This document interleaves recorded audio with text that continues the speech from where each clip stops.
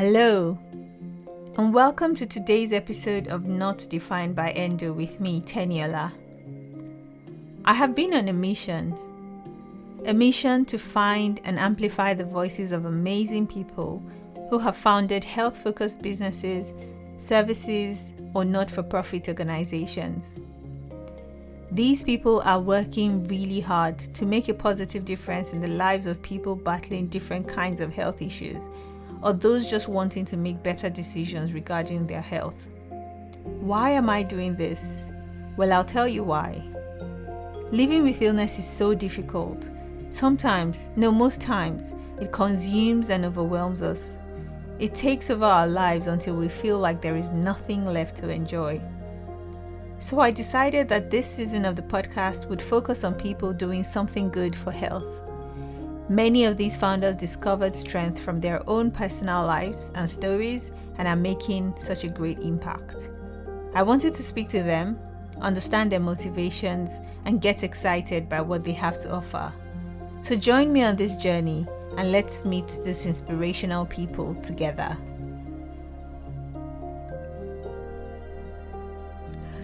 Today's episode is with Kelly, who founded BP3 Underwear in 2019. Kelly founded BP3 as a result of her issues with bladder incontinence as she entered menopause. We know that many young women with endometriosis, interstitial cystitis, and even those in postpartum also have bladder issues, and Kelly soon realized that all of these women could use her knickers both for their periods and for leaks and incontinence. Kelly also has a fascinating story about her endometriosis, and I really had so much fun getting to know her. So join me today as we get into this conversation and hear how Kelly founded BP3. Like I said before, thank you very much for coming on the show and speaking to me. I'm very excited I think it's exciting for me because I know a tiny bit of your story. I know that you're one of the endo warriors. So I want to start with just talking about you and, your journey with endometriosis. You can go as deep or as however you want to go.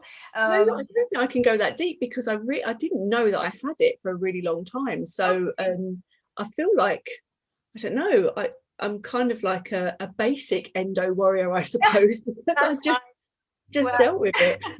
We're all endo warriors, but I'm just curious to hear about, how it was for you, even before. I know you said you were diagnosed really late. But how was your journey even before diagnosis, and how do you think endometriosis affected your life? Okay, so a little bit about me. I'm 49. I'm married and I've got 6 children, but I only gave birth to 2 of them because the other 4 are my foster daughters. So so I've literally always suffered with really heavy periods, but you know how it is. You just kind of just got on with it and just dealt with it and didn't really understand what was going on, but always had, terrible tummy pains and whatnot. I think what's kind of how it came alive that I had endometriosis was the fact that I was getting really bad pains in kind of, I suppose, my uterus, and I was finding sex was really painful. That I think that was probably the main reason I went to the doctor, was because I was getting a lot of pelvic pain, especially when I had sex. So we were really lucky. My husband had private healthcare and we were able to go to see somebody very quickly. And I had, is it a laparoscopy? I can't remember the word. How rubbish I am. And it transpired that I had endometriosis. But I suppose leading up to that, I had really, really bad pains at the top of my thighs. So when I had a period, which I literally was bleeding most of the time, the pain at the top of my legs, I was struggling to even walk. So having had children, it was almost like when I was having my period, it was like I was having contractions for about a week. That's how painful it was. Wow. Kind of at the top of my legs. So obviously then I went to see the gynecologist, and I had the laparoscopy, and they said basically I've got endometriosis. So I had an operation. It was lasered. I had a couple of fibroids as well, and then they decided I was still bleeding really heavily for most of the month. So then they decided that I needed to use the Marina coil, because they thought that would stop my periods. And I had the Marina coil in for 9 months, and I bled every single day with the Marina coil. And it just got to the stage, I just said, I can't do this anymore. And my gyno just said, I think we need to give you a hysterectomy, which I was happy. I was really happy to do that. And since then, touch wood, I mean, they left my ovaries in because they didn't want me to go into early menopause. I started having perimenopausal symptoms within the year, but my mum started the menopause in her early 40s, so I was in my early 40s when I had my hysterectomy. And yeah, so then I've kind of been perimenopausal, I suppose. I think because obviously I haven't had periods for a long time, I suppose I am menopausal. I don't know. I get really confused. Whether because they say that you're perimenopausal until you haven't had a period for a year. Yeah. But obviously I had a hysterectomy, so it's kind of induced my menopause. So I'm not sure whether I'm menopausal or perimenopausal. I'm pretty sure I'm menopausal by now. So yeah, but I mean, since then I've had really bad pains again in my kind of uterus. No, I haven't got a uterus anymore, in my ovaries area, but I've had another kind of scan and whatnot, and there's nothing there for me to worry about. So I don't know what that is, but they didn't really delve. I didn't have a laparoscopy, so they didn't really delve into if it could be endometriosis again. So I'm just kind of, getting on with it at the moment. It's not as bad as it was all those years ago. So yeah, so that's my story. Not very interesting. It's quite interesting. I have a few things to ask about. First of all, did you get any medication? So when you had the hysterectomy, did they give you any like add back, or did they give you any medication? No, nothing at all. No, I literally had my hysterectomy. I think I was in hospital for about 3 days until I went to the toilet, and then they let me go home. I could have happily stayed there a bit longer, because obviously I get home and I've got 6 kids and a husband to contend with. So I was trying to hold that off as long as I could. But no, I literally came home and just rested for as long as I could. And that was it. No medication, no nothing. No. Wow. Okay. First of all, I feel like you are one of the lucky ones in a very strange way. And that's because, like you said, your husband had private care. You were able to see someone, and somehow they were able to diagnose you pretty quickly. Many people don't get that kind of quick diagnosis, and they spend years going in and out of, GPs and nothing. There's even no one says anything like maybe it could be endometriosis, like it's not even on the table until you're all really bad. Like for me, for example, I was really, really bad. Like my pain crept out of my period, so it stopped being just period pains. It was pain during urination, pain during bowel movement, just pain day in, day out. And that's when I said something had to be done. So but saying that, you had to do a hysterectomy, but once again, it's not a cure. No, endometriosis. No, I totally agree with you. We were so lucky that he had that cover, because I'd suffered for years and years with pain, in that area. But I think as a woman, and I'm quite headstrong, I suppose, and I suppose I like to say that I don't make a fuss. Probably my husband would say that that's a lie. But I just kind of just got on with it, because life takes over, and I had a family and whatnot. So that was really, that time I went to the doctors was the first time that I'd gone with that particular ailment. And he is a man doctor. He's amazing. He was so good, and he was there throughout all of the major problems that I've had. And again, just really lucky that my husband had private cover, because I really don't think that it would have been dealt with as quickly as it was. Yep, exactly. Yeah. And now that you still I guess you felt better, but now you said you have some pain.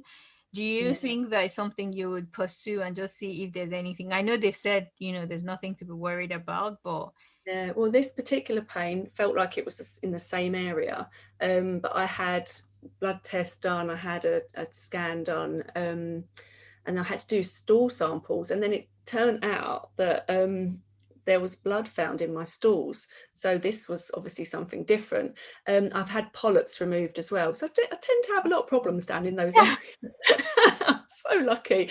Yeah. I'm so used to getting my bottom and bits out for everybody else now.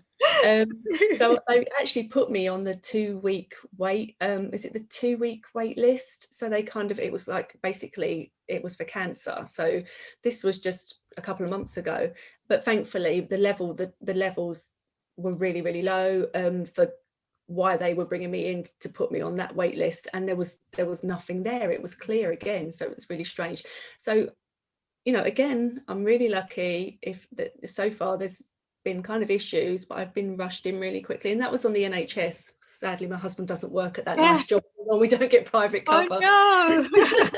I know, God, gutted. But that was on the NHS, and they were absolutely amazing, and thank God, touch wood, there wasn't anything wrong. So that particular pain, I think, was connected to my bottom this time. Right. So yeah, I don't, but yeah. Okay. Wow. That's a whole nother story for another episode. I know. Well, I wish you all the best, and I hope that everything goes well. Very strange. To be fair, though, endometriosis is also linked to, like I said, pain with bowel movement, sometimes bloody stools, and it could just be that it's deep infiltrating endometriosis. So for those listening, this is when endometriosis goes like, I think around 5 centimeters. I'm not sure if I'm saying it's centimeters or millimeters. I hope I'm saying the right thing, but into the organ, like, the bowels or, the colon or things like that. So just for anyone who wants to know. But thank you so much for sharing your story. I know that's not what we're talking about today, but I think it's been so good when you said, oh my, you had endometriosis and I have endometriosis, when you feel like you found your kindred sister, like, oh my God, me too. I feel like so basic now, reading, obviously looking at your website and learning more about everything. I feel like I'm just so naive about it. I just kind of, it happened and I dealt with it. And the more you read about it and the more that I see how women suffer, I just think, God, I was actually really lucky to have had it dealt with as quickly and as smooth as it was. And, I'm older, I'd had my children. I was really lucky that to have a hysterectomy was like, oh God, amazing. Just not to have to bleed anymore was just the dream, really. Yeah, I can imagine. After all those years of literally bleeding every single day. So 9 months of bleeding, you would have had enough, and you'd have said, you know what, just take it out. Yeah, it literally was like that. It's like, I don't care, I really don't care. I knew I wasn't having any more children. Having 6 I think is enough. Yeah, I think so. So that was it. Okay, so let's talk about BP3 underwear. I'm so excited to talk about that as well. We talked about my bottom. Let's talk about my knickers now. Let's talk about your knickers now. Oh my God, you're gonna ruin the day you found me.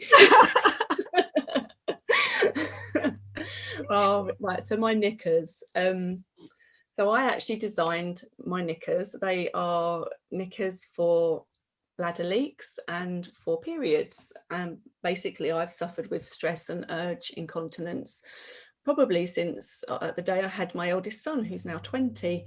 I don't full on. I've not got full on incontinence.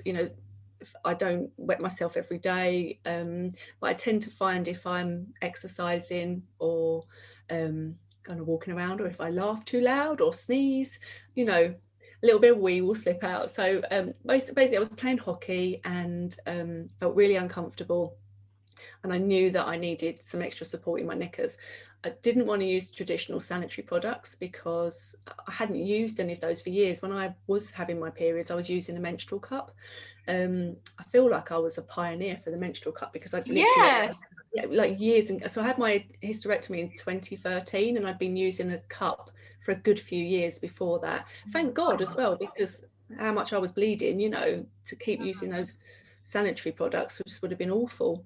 There were washable knickers out on the market, but I thought, I don't want to wear those ones. They're really kind of bulky, and I used to wear thongs at the time. I can't wear them anymore. But I wanted something that was really discreet. So I thought, I'm going to design my own pair of knickers. So take it, remembering that I've been a foster carer for 16 years and been raising children for 20 years and had no experience in anything like that. It was a really long journey, and I was going through the menopause. So I was very up and down on, you know, feeling confident and whether I could do things, not just setting up my own business, just dealing with life really. But I managed to set it all up, and I had a tech pack made up and ended up finding a really great factory, and I ordered 4,000 pairs of knickers. Wow. I know, I don't know. Again, I didn't know what I was doing. I was very naive. I think I just kind of float through life. Maybe that's the best way, you know. Yeah, just be naive about everything. Yeah, so this is basically where BP3 came from.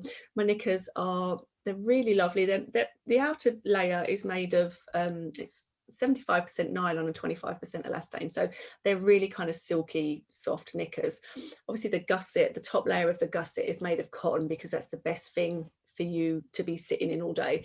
But underneath that layer is a really absorbent layer. It's polyester, but it's almost like toweling, and it really absorbs any kind of moisture that hits it. And then underneath that is a waterproof layer. So it's very, very basic. There's no chemicals involved in it. There's no gel. The gusset is really discreet, sits up kind of underneath your bottom, and then there's a scalloped edge. So you can wear these particular knickers underneath the tightest of gym leggings, and they won't be seen. They're just for light leaks, although we do actually have knickers. So we've designed a new pair where the gusset goes all the way up to the waistband, and they're better for heavier periods or heavier leakage. But really the sporty version, because they're so discreet, only hold up to about 10 mils of fluid or of periods. So that's what I did, and for the past 2 years it's just gone kind of a bit mad. Selling knickers to women who are exercising, who have gone back to exercising after having children, with lots of runners who wear the knickers. I've got such a huge market from literally girls who have just started their periods, so my girls wear the knickers for their periods. Wow. Up to 80-year-old women who wear them for their incontinence. I do have quite a few ladies who wear them who suffer with endometriosis as well. They're so comfortable. They've been described as a cushion for your vagina. And I really wish I could use that as a tagline, but it would pull me up.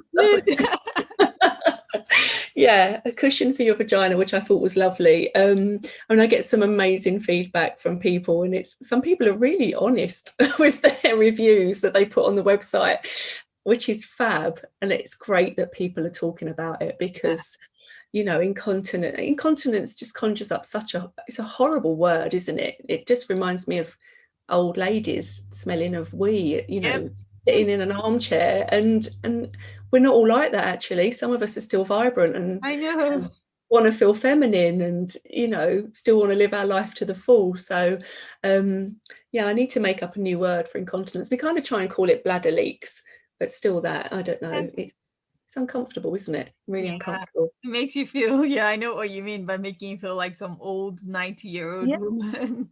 Sitting stuck in Palm of Ireland. But the truth is, we always feel shame. We feel a lot of shame, even with endometriosis, with bladder leaks or incontinence or whatever you want to call them. But many of us are going through it, and because we feel shame, we don't talk about it. But we shouldn't. Like, I mean, it happens, and you know, you have solutions for it. When you can talk about the problem, then we can talk about, okay, what's the potential solution? So don't worry. But I like the cushion for your vagina one. I really like that one. I think it's what we're trying to do. You know, we've designed these knickers with women like us in mind. I say I designed these knickers with women like me in mind. But I don't want to just kind of say to everybody it's normal, leaks are normal, because they're not normal. But it doesn't mean to say you're not normal, but leaks isn't normal. And I've been pulled up by people before saying you're trying to promote that incontinence is not, it's a normal thing, and it's like, that's not what we're doing at all. If you can look at our Instagram, our website, I try to promote good health for everybody. So we let everybody know about menstrual cups, because I don't want somebody to wear period knickers if they're not comfortable with that, but try the menstrual cup. We talk to Pelviva. They've got this little thing like a Kegel that you put inside to strengthen your pelvic floor muscles. So we tell everybody about that. We've got women's health physios that we work with, trying to help women to strengthen their pelvic floor. For me, it's not about, I want to sell as many knickers as I can. I want to help people, and I want people to know that they're not actually alone. I've gone through this, I'm still going through this, but I still want to live my life. And these knickers you can wear as a complement to other sanitary products. If they just give you a little bit of confidence to go out and do a run and start exercising, then my job's done. I say empowering women. A pair of knickers isn't going to empower a woman, but if it gives her the confidence to just crack on, then that's what I want to do. So I love what you said about what you do, that you're not just trying to promote your product. You talk to physios, you tell people about menstrual cups, because I realized that women's health is so multi-dimensional, if that's the right way. Like we need like integrative approaches where we try different things, and no one is saying my way or the highway. If nutrition is going to help you, for example, endometriosis, nutrition helps a lot of people. Yoga helps some people. Obviously, it doesn't take away the fact that if you need surgery, you need to have surgery. But, just bringing all of these elements together and, like you said, empowering women in those little ways. Because, honestly, I realized that lately I've also been having those little leaks when you sneeze or cough or, or when you're really you want to quickly go to oh my god, do you find as well, I find when I come to the house, I don't need to go to the toilet, I've been out, I get to the house, all of a sudden, what's the word? Oh my god, where has that come from? And I have to stand like at the doorstep. I can't put the key in the door, I can't move, I have to really hold everything in literally for a couple of minutes, and my girls are like, what are you doing? What are you doing? I'm like, just give me a minute, and they laugh now. If we've got to go out and get a bus or a tram, they go, the bus is coming, and they go, oh, mum can't run because she'll wet herself. And it's like, thanks girls. I don't always wet myself, but the worst, isn't it? Absolutely the worst. It is the worst. So I think that would, the knickers, if that helps someone just to feel a little bit better, then that's great. I wanted to ask about the so I know you said you also do period knickers apart from the incontinence ones. Are they different products or no? They're exactly the same. The technology is exactly the same. The top layer is moisture wicking, so it pulls moisture away, whether that's blood, discharge, urine, sweat as well. So they're actually the same knickers. Okay. And you said that at the moment, obviously it doesn't allow for those that have heavy periods. They probably need their normal period pads or whatever. Or how does it work for those like me who have really heavy periods? So probably 4 pairs of our knickers. We've got 6 different styles. 4 pairs of our knickers are really for light to medium leaks. So it really does depend on your flow and how you would feel comfortable. We've got 2 pairs of knickers where the gusset goes all the way up to the back of the waistband, so they're not as discreet as our other knickers. Okay. And they can hold. So we've had them tested in a lab, in a science lab, and they can hold up to 36 mil. But I advertise them as holding up to 20 mil because I know if there was like 36 mil in there, it would be so uncomfortable, and you'd feel damp. So they can hold up to that much, but for comfort, we say 20 mil, which they say is about 3 to 4 tampons worth. Okay. But I've got ladies, a really good friend of mine who suffers with endo, and she wears them in bed, and she said she's never had any leaks of them at all, and she's got horrendous periods. But again, it's how you feel comfortable. You might want to test them out, Yeah. give them a go. Maybe, if you're trying them overnight, change them in the middle of the night. You'd need to know your flow. You would need to know your flow. Yeah. But that they have been tested to hold that much. So I feel confident. I used to really worry. I always feel like I'd rather undersell them than oversell them, Yeah. because you're not going to disappoint. Hopefully you're not going to disappoint so many people. We've had people that haven't been happy with how much they've held, and they've said that they've leaked, but we've tried to be really honest and undersell them so people aren't disappointed. Yeah. But the majority of people love them, so you can only, I don't think we're ever going to please everybody. That's impossible. Absolutely. And you said also that there are no chemicals, because one of the things that I think is quite important to a lot of women, but more so women with endometriosis, is they try to reduce their chemical load or estrogen load, because endometriosis is already an estrogen dominant condition. So you mentioned earlier, I think you briefly said that it has no chemicals, but I just wanted to go through. They're literally just that the fabrics, that they're 95% cotton, the gusset, and 5% elastin, and it's just literally cotton. There's no nasty chemicals in our knickers at all. So that's great to hear. So this one is like, I'm trying to dig into your brain and understand the genius in there. Let me tell you, there's no genius. I just don't know how this has even happened, honestly. That's my question, because I feel like a lot of people probably want to solve women's health issues as well, but like, how do you start? What do you how do you do it? So my question now is, how did you know what solution, like how to provide that solution, how to create and design that product, those knickers that would work? Did you have a lot of trial and error?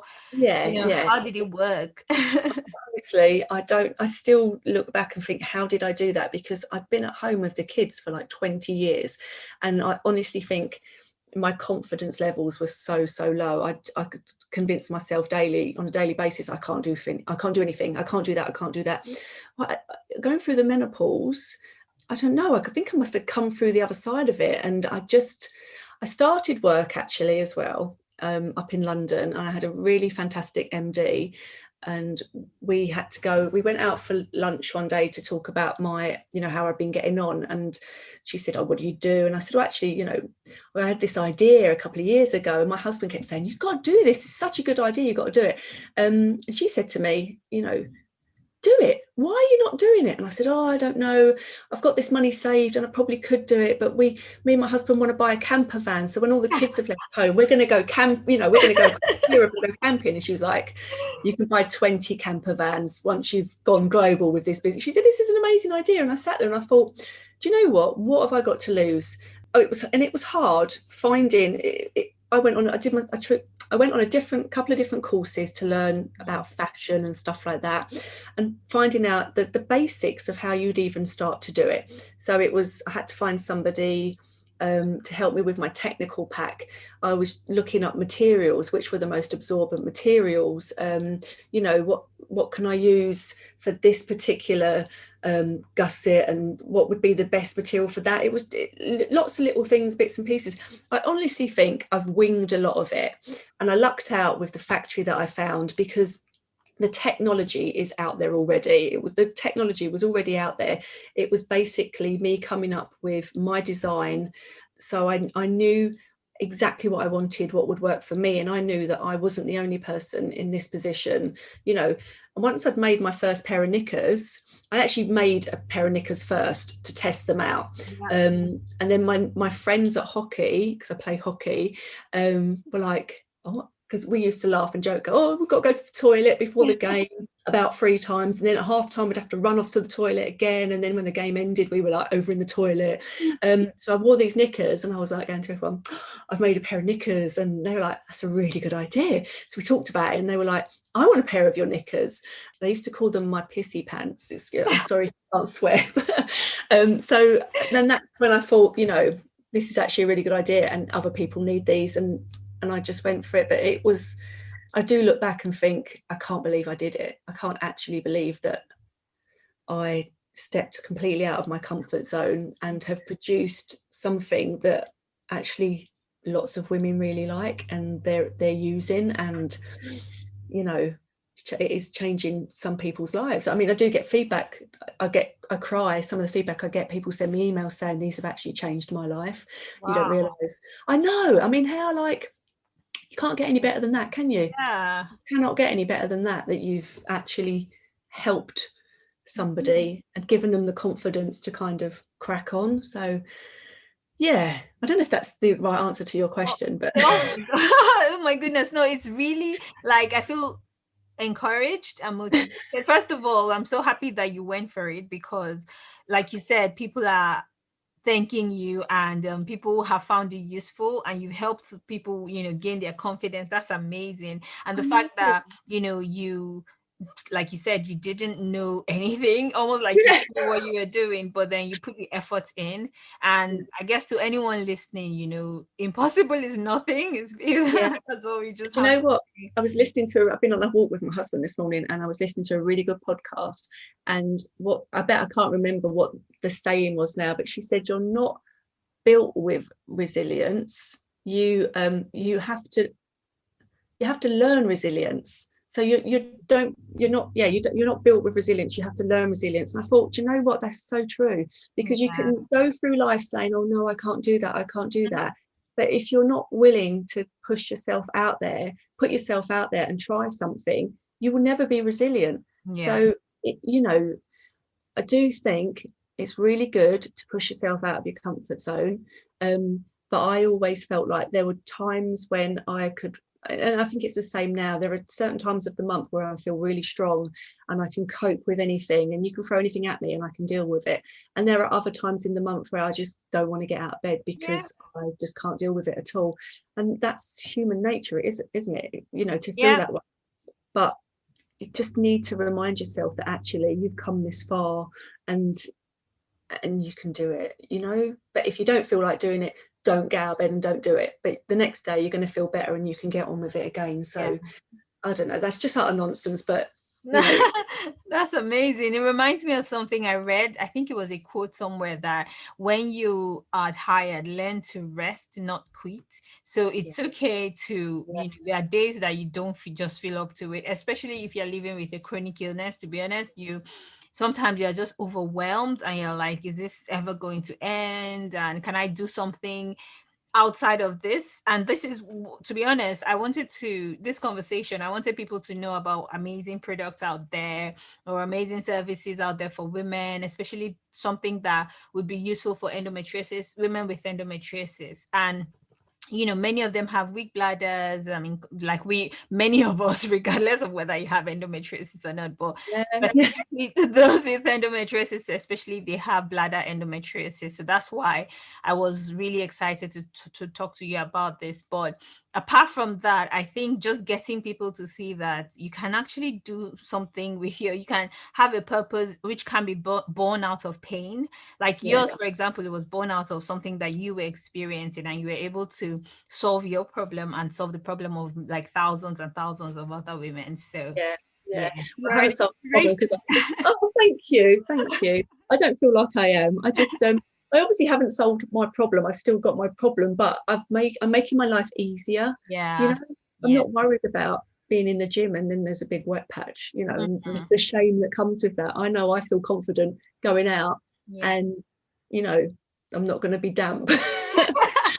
I'm holding it all in. So that's so sweet of you to say thank you. And I think you're doing an amazing job. You know, I we obviously just found each other recently, but your Instagram is just it's amazing, and I wish that there was something like that around when I was Oh, suffering and didn't know what was wrong and just putting up with it. So yeah, hats off to you as well. You're thank awesome.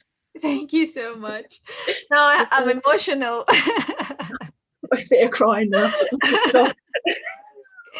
So tell me one last question, which is funny because I thought my last question would be, tell what you have to say to people listening today. But you've said all the nice, encouraging, and uplifting things. So now my last question has to be, what's the meaning of BP3? Oh, am I allowed to swear again? Because this is basically, so it's the letters B and P and then the number 3, isn't it? I couldn't think of a name when I first started, and my friends were like, what about this and what about that? And I'm rubbish at things like this. So someone said to me, you just want to be P3. And I thought, oh my God, BP3 or B free or B period free. So that's where it comes from. BP3. Oh my God. Nobody ever gets it, but when you get it, that makes so much sense. BP3. Oh, it's ridiculous, isn't it? I know. I feel so stupid having to explain it. I think I should have just gone with my name, Kelly's underwear, Kelly's knickers, or something like that. But do you know what? I love it now. It's like I absolutely love it. I love it. I think it's what's interesting is that when you say BP3, right, you don't think about it. You just think it's an acronym for something, and there's nothing written under like a tagline. But when you get it, you're like, oh my God, that's so obvious. Thank you. Yeah, I think it's a little bit tongue in cheek, I suppose. Yes, I think humour gets me through most days. So I think humour's very important in life. So yeah. I'm glad you get it now and you like it. I do. And actually, that was a great last question. Now thinking about it, that was an awesome way to wrap it up. Oh, fantastic. Oh, I really enjoyed it. Me too. Thank you. Don't go. I hope you enjoyed getting to know Kelly as much as I did. To try out her period knickers, please go on www.bp3underwear.com and shop the different options they have available. If you enjoyed this episode, I would love to know. Reach out on Instagram and Facebook. You can also join our community on Health Unlocked and ask any questions or share your stories. Any links will be available in the show notes. Don't forget to share, rate, and subscribe to this podcast. And if you have any questions to ask or topics you would like me to discuss, feel free to shoot me an email on info@notdefinedbyendo.com. I love to hear from you all. Till next time, remember, you are not defined by endo.